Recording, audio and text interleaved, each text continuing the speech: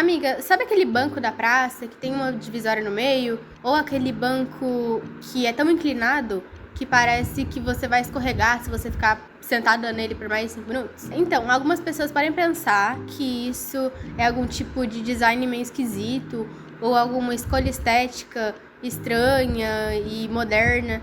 Só que isso se chama arquitetura hostil. Esse tipo de arquitetura não tá ali por acaso, mas ela tá ali para impedir que uma pessoa descanse, se deite ou consiga usar aquilo como abrigo. A lógica de quem cria essa arquitetura hostil é que o problema não é a pessoa em situação de rua existir. O problema para quem projeta a cidade é que essa pessoa em situação de rua seja vista. A gente vive repetindo que o espaço público, ele é público, então ele é para todo mundo. Só que presta atenção nisso. Se você tá consumindo, então se você tá tomando um café, ou tá comprando uma roupa, ou tá comendo alguma comida em algum restaurante que você gosta, a gente vive repetindo que espaços públicos são para todas as pessoas, porque eles são públicos. Mas presta atenção. Se você tá tomando café em algum lugar, ou se você tá comprando uma roupa, ou se você tá comendo em algum restaurante que tem mesas na calçada, você pode ficar nesse lugar, você pode ficar nesse espaço porque você é bem-vindo. O espaço, ele acolhe o seu corpo porque ele tá acompanhado de uma sacola, ou de um cartão de crédito, um copo descartável. Então, as pessoas à sua volta podem perceber que você tá consumindo. Agora, se você não tá consumindo, se você tá apenas tentando descansar, ou se você tá tentando dormir, ou se você tá simplesmente habitando aquele local sem nenhum tipo de consumo, o espaço, ele simplesmente começa a te rejeitar de uma maneira hostil. Isso não acontece por meio de placas, como um proibido ficar sem consumir, mas por meio de lugares desconfortáveis, por meio de bancos desconfortáveis, por meio de superfícies irregulares, por meio da ausência de locais cobertos, por meio de cactos, de plantas plantados debaixo de pontes ou debaixo de avenidas, por meio de pedras pontiagudas em vários lugares e muitas outras coisas que eu tenho certeza que vocês também sabem que existem. Então, essas coisas impossibilitam que as pessoas ocupem os espaços que existem. Nos anos 60, o sociólogo Henri Lefebvre dizia que a cidade, ela é um produto do capital. Então, ela não é feita para ser habitada por todos, mas ela é feita para ser consumida. Quem não pode consumir acaba virando um resto. O sociólogo Zygmunt Bauman, ele chamava esse conceito de resíduos humanos. E já fica bem explicativo, bem claro o que a gente faz com resíduos, não é mesmo? No Brasil, a gente tem até uma lei contra isso. Essa lei é a Lei 14.489, de 2022, chamada Lei Padre Júlio Lancelotti. E ela proíbe expressamente esse tipo de arquitetura hostil em espaços públicos. Bancos com divisórias para impedir as pessoas de deitar, isso é proibido. Um piso desconfortável feito propositalmente para ser desconfortável, isso também é proibido. Só que eu e você sabemos que isso não acontece de verdade, né? Esses bancos com divisórias, eles existem. Os pisos com pedras desconfortáveis para as pessoas não ficarem por muito tempo ainda existem. E essa lei sozinha acaba não mudando a estrutura. O que muda a estrutura é a gente parar de tratar isso como um detalhe de design e começar a tratar como uma violência urbanística, que é o que realmente é. Mas agora o que eu quero falar talvez te gere um pouco de desconforto. Por que as pessoas se sentem tão desconfortáveis, sentem tanto nojo, tanto medo, tanta irritação ao ver alguém dormindo na calçada? Por que a gente sobe a janela do carro quando para no sinal vermelho? Ou por que a gente vira o rosto quando alguém estende a mão? Ou pior, por que a gente finge que a pessoa nem existe? A gente passa por ela, continua a conversa, às vezes até para de respirar, tranca o nariz para não sentir o cheiro da outra pessoa que tá exalando no ambiente, sabe?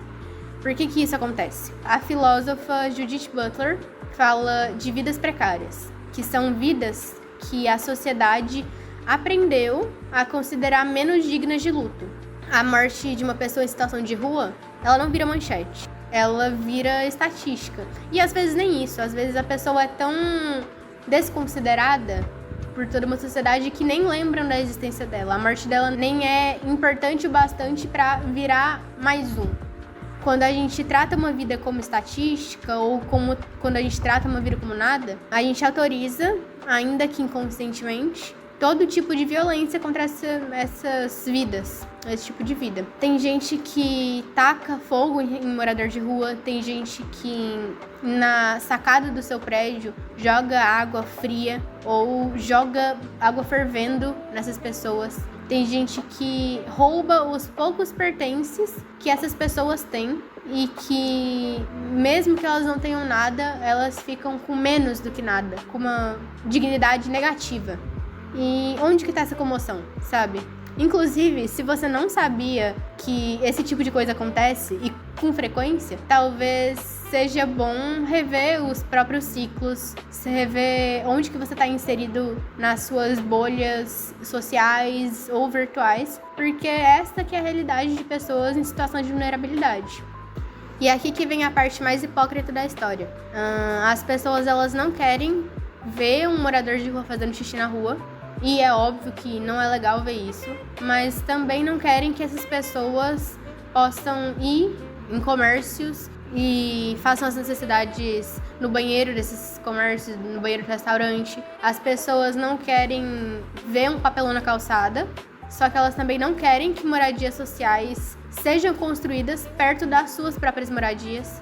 As pessoas querem habitar parques bonitos, querem habitar bibliotecas movimentadas, querem ir para praças cheias, querem habitar lugares com seus amigos, com seus familiares e querem pertencer. Só que a vida que aparece lá fora, de quem compra, de quem tem lugar para morar, de quem toma banho, é a única vida que pode habitar esses lugares. Elas não querem ver as pessoas que não têm acessos habitando os mesmos lugares que elas, sabe? O nome técnico disso é NIMBY, que a gente vai colocar aqui, só que significa Not in my backyard, ou seja, não no meu quintal. Então, o quintal é público, só que o público, na prática, é só para algumas pessoas. Aí você me pergunta, o que a gente faz? A gente constrói abrigo? A gente dá cesta básica para essas pessoas? A gente criminaliza? A gente faz o quê? A resposta mais curta é que a gente deve parar de tratar a existência dessas pessoas em situação de rua como um problema de comportamento individual. Não é porque eles escolhem, sabe? Não é porque eles não querem trabalhar, porque eles gostam da liberdade da rua, ou porque eles querem usar droga, ou qualquer coisa desse tipo. Isso, na verdade, é uma conversa de quem nunca teve que dormir no chão. Quem teve tantos privilégios que não precisa nem pensar nas dificuldades dessas pessoas. Ninguém quer morar na rua porque é legal. Ninguém quer realmente morar na rua, gente. Pelo amor de Deus. Só que a gente tem que entender que esse problema, ele é estrutural. E estrutural quer dizer que ele tá na organização da cidade. Ele tá na lógica do mercado imobiliário, ele tá na falta de políticas públicas integradas. Ele tá na mentalidade de quem acha que pobreza se resolve com remoção.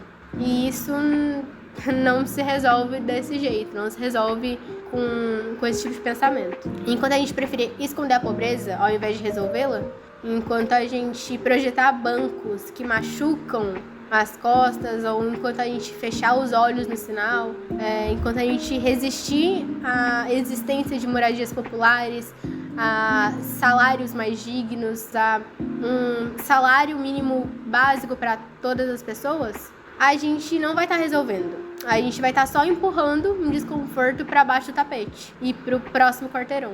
As pessoas em situação de rua não são um erro do sistema. Elas são um dos sintomas, na verdade.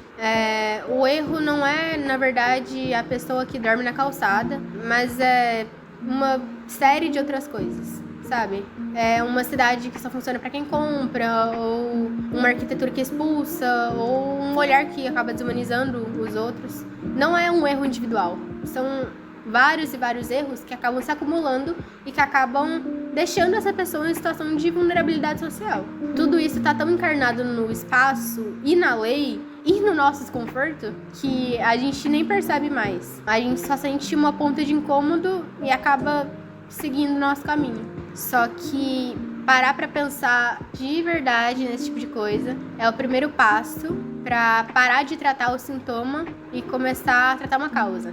Porque isso meio que é estrutural, amiga.